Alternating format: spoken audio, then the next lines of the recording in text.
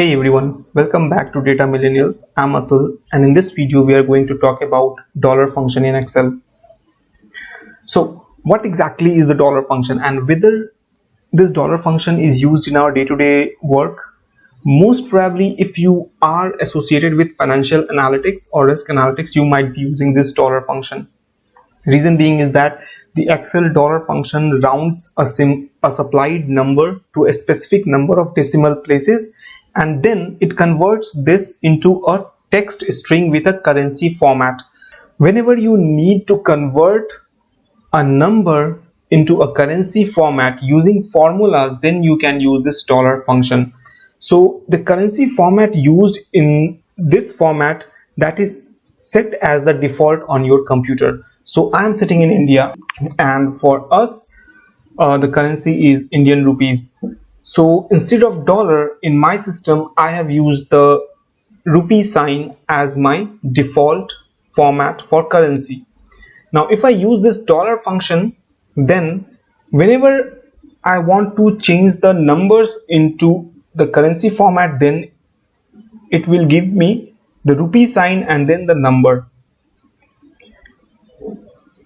So let's go and use this dollar function here. So the example here we are using is that you have to get the amount into the correct format.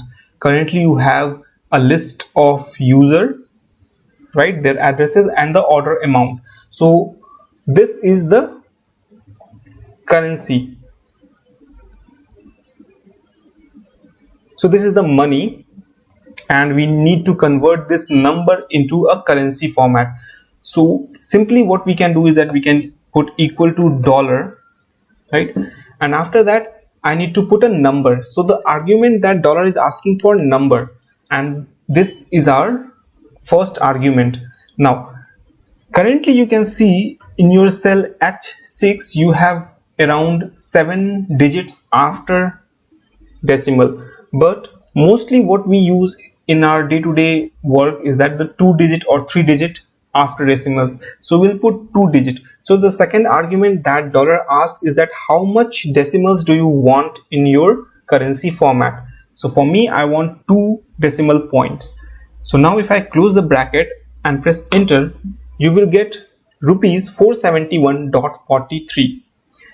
in case if my default format in my system is dollar sign, then it will give me the $471.43.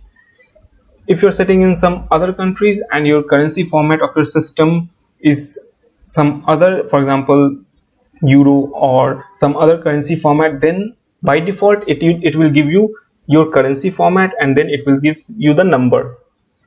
So if I drag this formula now for all of these cells from H6 till H16, you will see that there is a rupee sign and then the numbers with 2 decimal points. So this is how basically you use the dollar function when you have to convert a number into a currency format.